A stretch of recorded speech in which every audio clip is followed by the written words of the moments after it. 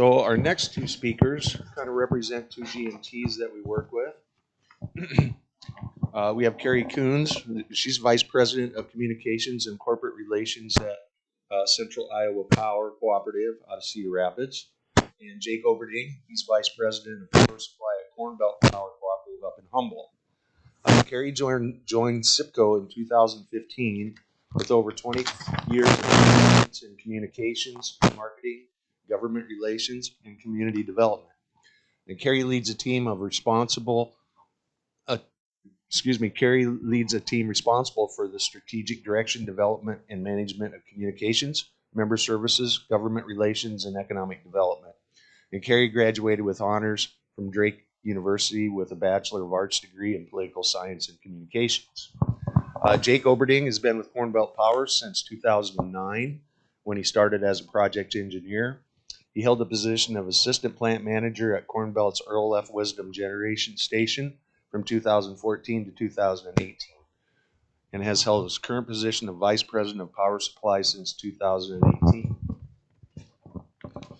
They're going to give us a little take on what the G&Ts have in store for us and how we work with the G&Ts and what some of those projections are. So please help join me in welcoming Kerry Koonce and Jake Olberding.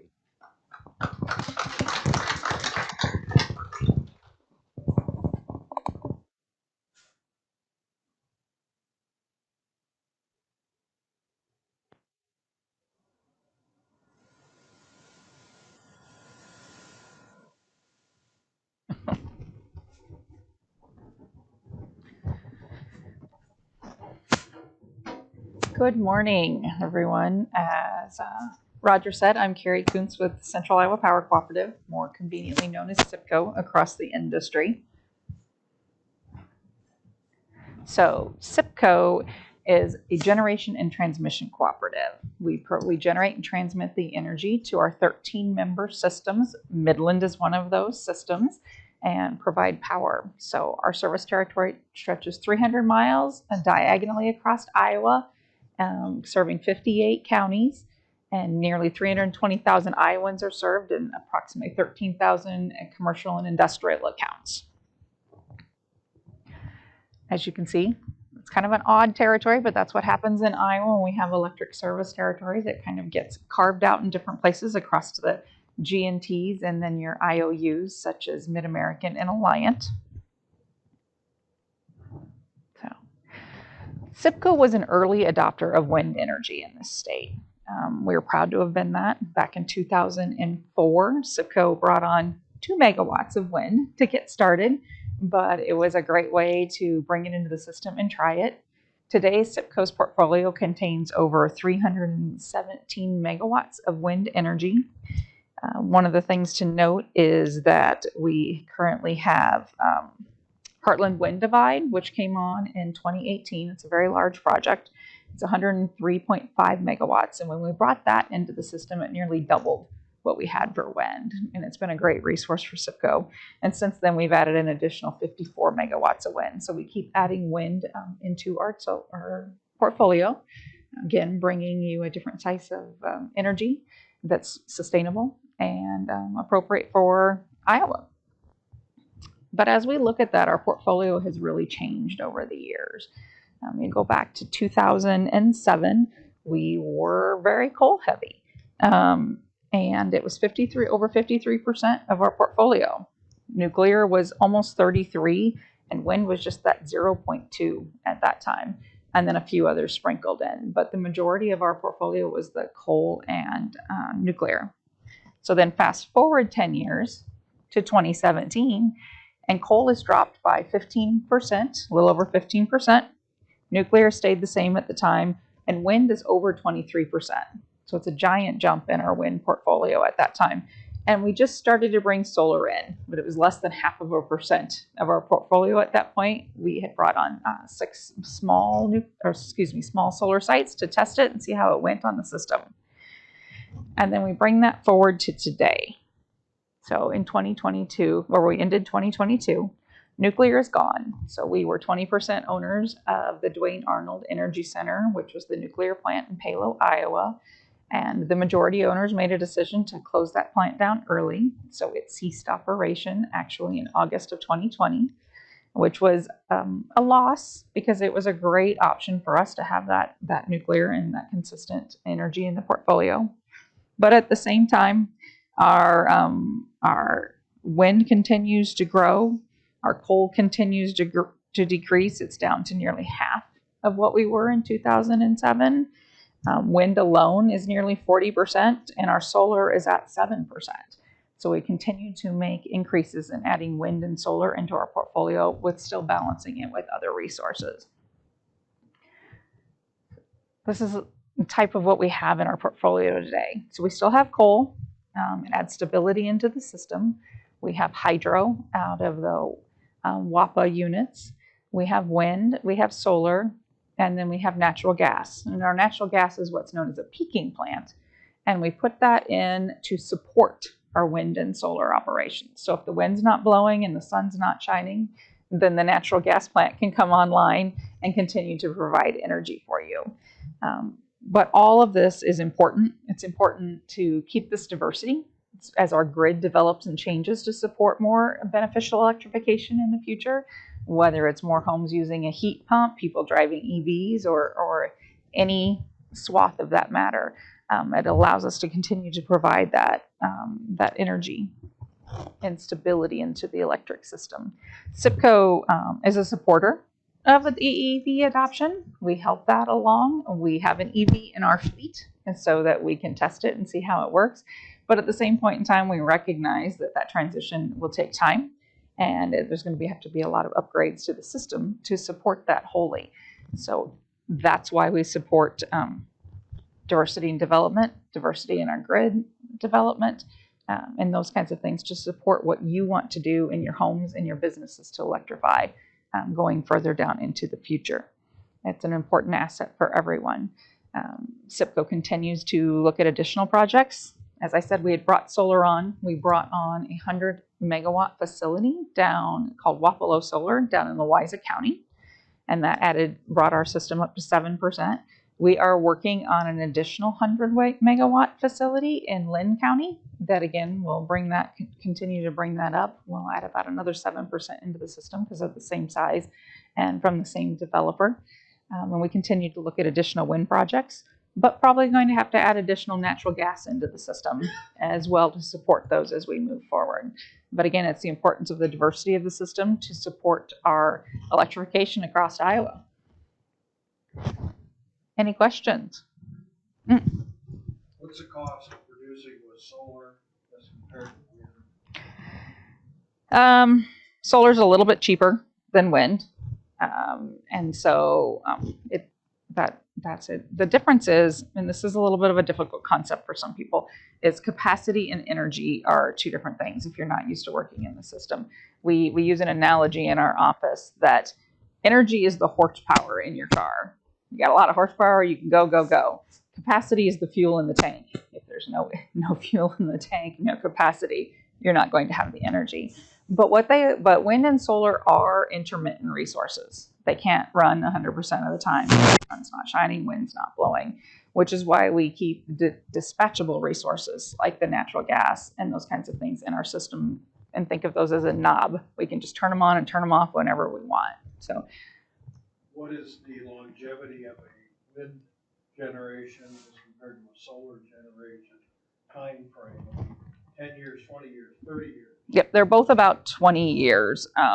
Our current solar site, the large one, is at 25 years, but most wind is between 20 and 25.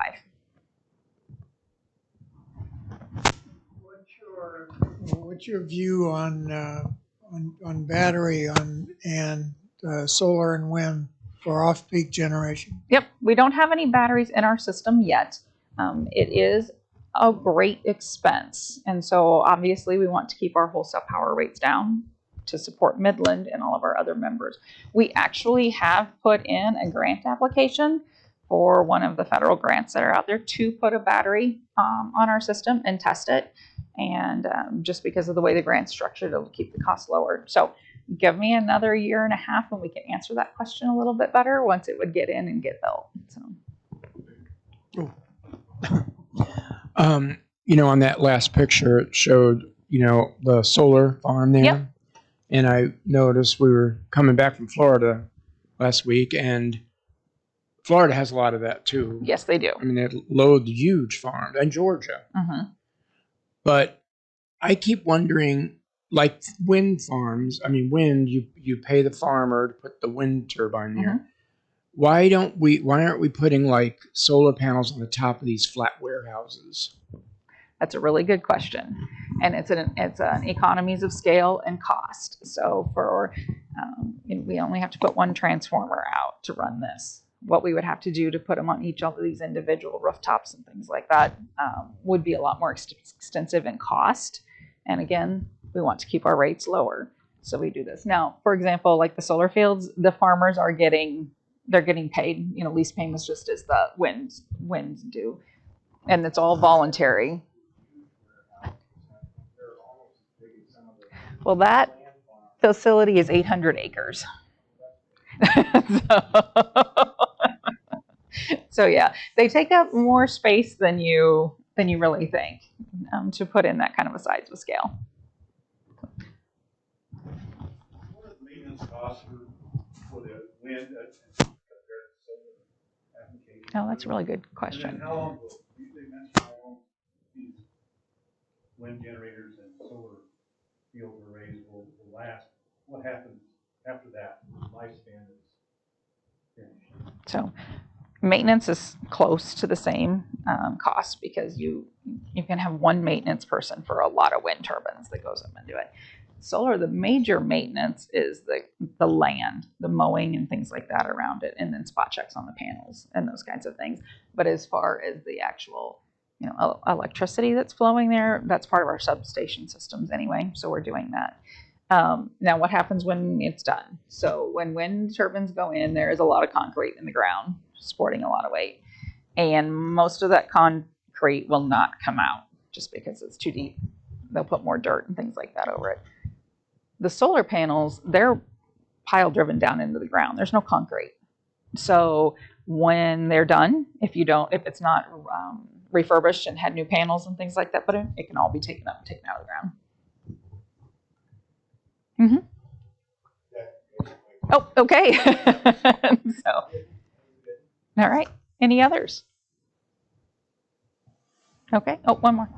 Where's the hydroelectric in Iowa?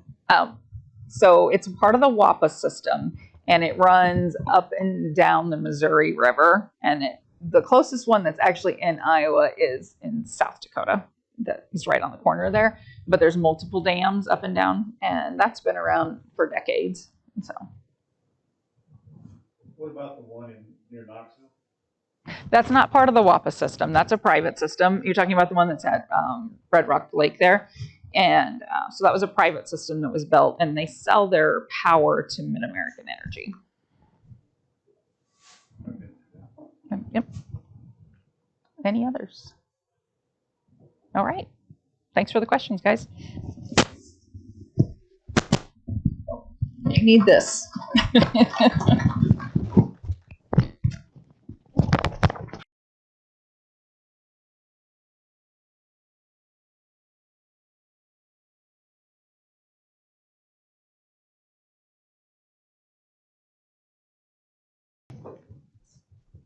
Okay, good morning, everybody.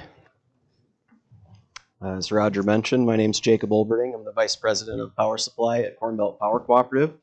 Glad to be here. Thank you for the invitation. Let's get the slides up here. Okay, so just wanted to start off and talk a little bit about Corn Belt Power Cooperative. So Corn Belt was formed in 1947. Our headquarters, like Roger mentioned, we're up in Humboldt, Iowa. We have 89 employees located in 4 different locations throughout the state. Most of us are in the headquarters at Humboldt. We do have a line crew and electrical maintenance in Hampton, Iowa. We have another line crew in Emmitsburg, and then we have power plant operators and maintenance staff at Rural F Wisdom Station near Spencer, Iowa. We serve 41 counties through our 9-member distribution cooperatives. We also have a member that is a municipal electric cooperative association, And you can see on the chart there that those cities and towns are located in those orange boxes. We have over 1,500 miles of high voltage transmission and around 150 substations. And so Midland, obviously, one of our members there is shown as the number 2. So the old Humboldt REC territory to the north, and then down in this location to the south. And you can kind of see how the Corn Belt map lines up with the CIPCO map that Kerry just showed. We're their neighbors to the north. As the slide shows there, you've heard this before, but obviously our mission is to provide safe, affordable, and reliable power to our membership. And the way we do that is the all of the above approach. There is no silver bullet generating source that can accomplish that goal on its own. So it does really take a group of different types of resources to accomplish that. And so my goal today is to just kind of give you an understanding of some of the power generating types that we have in our power supply portfolio, and then how that's changed over the years. So first off, coal resources. Corn Belt has part ownership in 3 different coal resources located along the Missouri River. One's near Sioux City, Iowa, and 2 of them are located near Council Bluffs, Iowa. These coal resources, as Kerry mentioned, they're very efficient, they're very reliable, and they do provide benefits as being kind of the base of that power supply portfolio. Also fuel security. Most coal resources have 30, 60, or even more days of fuel supply sitting right there on site. So very reliable resources for us. Hydropower, the picture may look familiar from the previous presentation. Corn Belt also purchases hydropower from WAPA, the Western Area Power Administration, through their facilities on the Missouri River, located throughout South Dakota, North Dakota, Montana. Again, hydropower is an excellent source of low cost, low emissions power. Wind purchases. So Corn Belt does not own and operate any wind power. We do have purchase agreements, though, with folks that do own and operate wind farms. We have 3 facilities that we purchase from through Northwest Iowa. Again, a very low cost power supply, free fuel. Unfortunately, it's only available if the wind is blowing. In our area, we talk about capacity factors. So the wind in our area has a capacity factor on average of about 40%. So just as an example, if you have a 100 megawatt wind farm in our area, you're going to get on average throughout the year about 40 megawatts from that facility. So you're going to have to, for 60%, you're going to have to use a different type of resource to meet your needs. Peaking resources. We do have multiple peaking resources in our portfolio. These are the resources that are used during times of high electric demand, typically operating in the hot days in the summer, the cold days in the winter, or times when other resources are unavailable. Say there is no wind and the wind is down, or maybe there's a forced outage at a coal plant. Those are the types of times when these peaking resources operate. We have, like I mentioned, Earl F. Wisdom Station up by Spencer, Iowa. There's 2 resources there, a steam turbine and a combustion turbine. Both of those units run on natural gas. Both of those units are also capable of operating on fuel oil as a backup during times when our natural gas supply is curtailed, which happens frequently in the winter months. We also purchase power from a combustion turbine in Webster City and from some reciprocating engines in Westerville. Solar resources. So unlike CIPCO, Corn Belt does not own or operate any large utility scale solar arrays, but we do have some smaller ones that we purchase from throughout our system. And Corn Belt actually does own and operate a 150 kW solar array. It's located at the former coal yard at Earl F. Wisdom Station. And it's a little bit unique because it's split 50-50 between a tracking type resource, so a single axis tracker that follows the sun throughout the day, and then the other half is a fixed tilt resource. And so the reason we did that was to do a study and show the costs and the benefits of those 2 different resources. And it has been interesting to see the pros and the cons over the life of the resource so far. It's been about 4 or 5 years that we've had that in service. And the reason I show this picture here, this picture was taken during February 2021. Does everybody remember Winter Storm Uri that occurred? The power grid was very strained at that time. The resources weren't available to meet the load requirements. And as you can see in the picture, that the sun was shining that day, so both resources were capable of producing at 100% of their capabilities. The picture on the left shows the single axis tracking technology, and that's one of the benefits. It does a really good job of shedding the snow when it snows in the winter months. The picture on the right is the fixed tilt technology, which does not shed the snow very well. And so we were getting zero output from the fixed tilt array and 100% of the output from the single axis tracker at that time. Just on average, just to give you an idea of how well they perform throughout the year, the fixed tilt arrays on average, from what we've seen, perform at about 19% capacity factor. The single axis trackers are a little bit better. They're up to about 23% capacity factor in our area. So you do get a bit more energy out of the single axis trackers. So changes over the last few years. Significant capital investments have been made in a cleaner future at our resources. The first example being fuel switching. Up at Earl F. Wisdom Station in 2014, we converted unit number 1 from coal-fired to natural gas-fired. The unit was originally designed to operate on either coal or natural gas, but in the 70s, during the energy crisis, we were no longer allowed to burn natural gas, and so that capability was removed. And so really the project entailed new burners, new underground, above ground piping, new burner management system, boiler controls, emissions monitoring, the whole works to restore natural gas capabilities. And at that time, we also added the capability to operate that unit on fuel oil. So again, during times of natural gas curtailment, that resource is available to operate on fuel oil. Other examples, emissions control equipment installations at the coal resources. Significant amounts of money have been spent in the last 10 to 15 years to add all kinds of different emissions control technology, from scrubbers to control sulfur dioxide, selective catalytic or non-catalytic reduction for NOx emissions, activated carbon injection for mercury controls, turbine efficiency upgrades, plant efficiency upgrades, anything we can do to lower the amount of fuel and therefore lower the emissions per megawatt hour basis. And then as we look to the future, there was a question on battery storage earlier. The Corn Belt Board of Directors did approve a battery project in 2020. That project was completed late last year. The system is composed of 3 Tesla Megapack batteries. Capabilities are just shy of 1.5 megawatts for 6 hours at a time. This project's located at one of our existing substations near Hampton, Iowa. The primary purpose of the project was to learn more about the technology. We see, the way we're heading as far as power supply goes, more intermittent resources, and the need to store energy at times when the costs are low and discharge them at times when costs are high. And so the primary purpose, for a trial project is to learn more about that technology. How do you specify it? How do you order it? How do you install it? How do you operate it, maintain it? Things like that. And then the secondary purpose is to provide a benefit to our membership. Avoid those peak demand charges every month by charging the batteries at times when energy costs are low and discharging it at times when costs are high.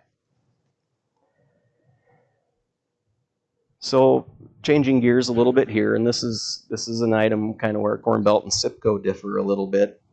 Back in 2009, Corn Belt joined Basin Electric as a Class A member. So at that time, we started selling our generation to Basin, and we purchase all of our power requirements from Basin at their Class A member rates. So you might be asking, why would one want to do something like that? Really, the strategy was to mitigate risk and to provide rate stability for our membership. So Basin has a very broad, a very diverse power supply portfolio that can be called upon to meet their obligations. And by doing so, they buffer the membership from high price volatility. So a little bit about Basin Electric. You can see on the map there, they're very large. I mentioned Corn Belt's a generation and transmission, or a G&T cooperative. So Basin Electric is what's referred to as a super GNT. So they're a collection of multiple generation and transmission cooperatives. Their service territory spans from the Canadian border and all the way to the Mexican border in the south, and cover a huge, huge area in the Midwest. So this chart here, this shows how Basin's generation portfolio has changed in the last 21 years.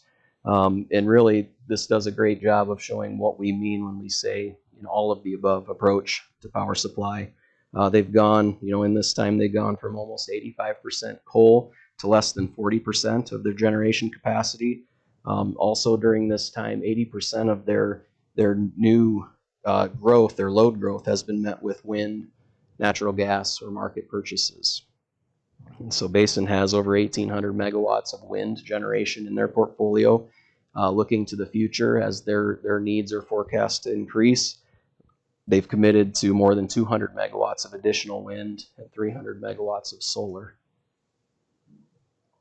And so wrapping it up here, what that means as they meet their power supply obligations with newer, cleaner technologies, this chart shows how that carbon intensity has declined over time as that generation is added. The lower carbon resources have resulted in almost a 32% decrease in their carbon emissions per megawatt hour.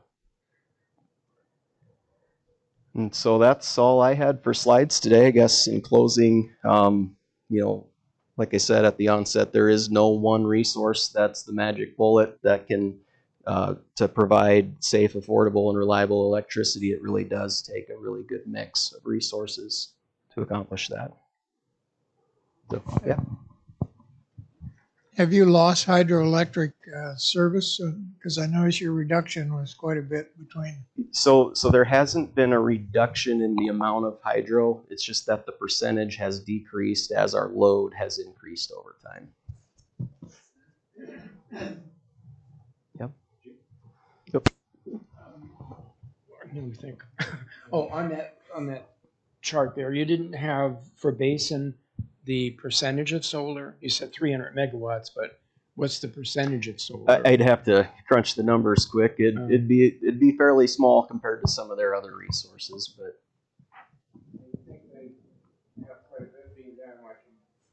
Texas. yeah. So I think most of their solar they're looking at in the Dakotas right now.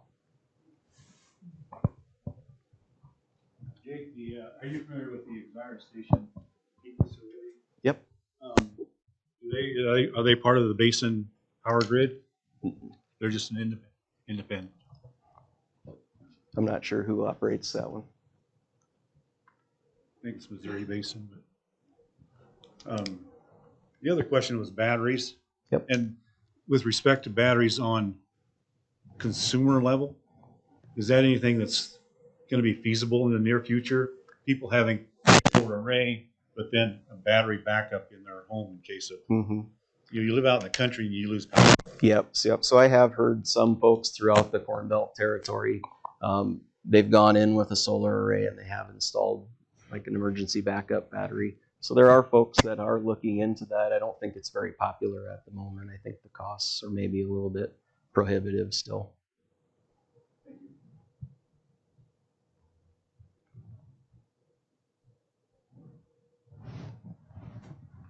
All right. Thank you.